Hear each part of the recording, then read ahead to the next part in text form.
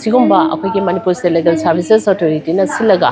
akoigi sponsor tawraga pangthokpa akoi project jina pangthokpa legal awareness program se ngasi school se da pangthoi yamna darkar lei na khanjai kaigino ha kanda ngasi akoina maru oina pangthoiba topic se pokso act jj act aduga basic akoigi child right myam sing sinebako sesida akoina maru oina magi angang amana khangjenba yaba mayam ama leidi aduga pokso act haibasi makoi gi damukta semba act ne adu makoi moi gi damukta semi be act se angang sing sesida khangan ba haibasi mayam darkar lei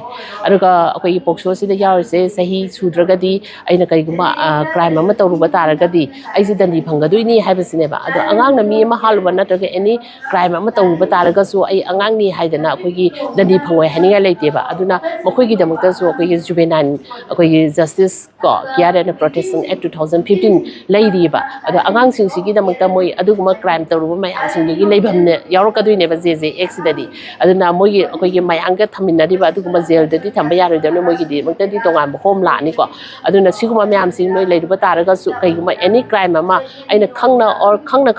khangdana tawruba taraga su ain haiba ma leibani na akhoi dandi phangya lei haibase angang sing yamne aware ohenba ma darkar leiba aduna pokso act haibase kaino protection of children from sexual offenses haibani ana sida gender neutral oya haiba ma lei aide nupa na daga nupi amana nupa na daga nupi amada any crime khoigi sexual assault ka sexual ga mari leina ba maruina assault haiba tare ko siguma chathar ma taragadi aisi sigi pokso act ki makha aisi dandi je phangani haibase khoi angang sing sida yam aware ohenbam change maruina ngasi tawriba sisu khoigi class 9 8 9 10 and haire ado 8 9 10 se moi se minor ngaptane ba minor sing je hojiti jahi suba sudaba khoigi mama pana su gari ga se leibi ba copy ba aduga moi se koi ba chat pa mayam am su tawai ba ko koi ba chat pa mayam am tawre aduga mo kari la ke ha kanda hoji sidi mobile gi adugumba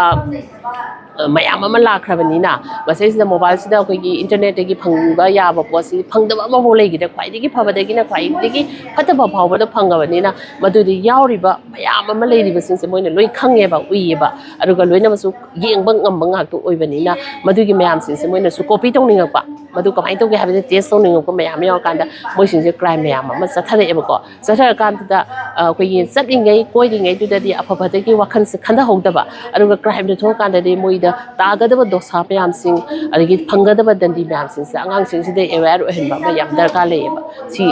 adugi aduna angang sing sida yang khangan basima yam darkar lei parents sing da su akoina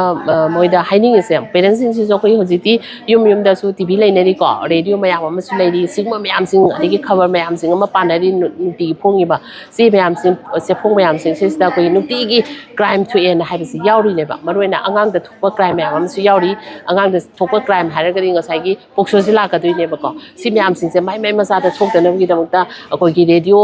tabiba khabar pabiba saisida kamai to bono karamba sahi da to bono karamba sahi gi matang da crime se tokdara gadi kari dandi phangi kana haibina singba myam sing su adum mama pa sing sida khangan ba jam darkar roi aduga akoi na lekai da su not only akoi gi school da natna akoi gi lekai da su sala kanda sigumba awareness program sing se dum pangke aduga maru oina singi akoi gi awareness program pangthok pisida su moi gi parents sing se aida mama pa sing se si su dum yahon base adi putna tamina ragini ngasai si haigi bedo ragi ngasai resource person si haigi bedo sumai to hada nu ngausan nu ko adu tong nu ko haibase mama ga masa sing du ko punna ngai gi parents sing du yawmin na ga su he na phagane na su aina khal simati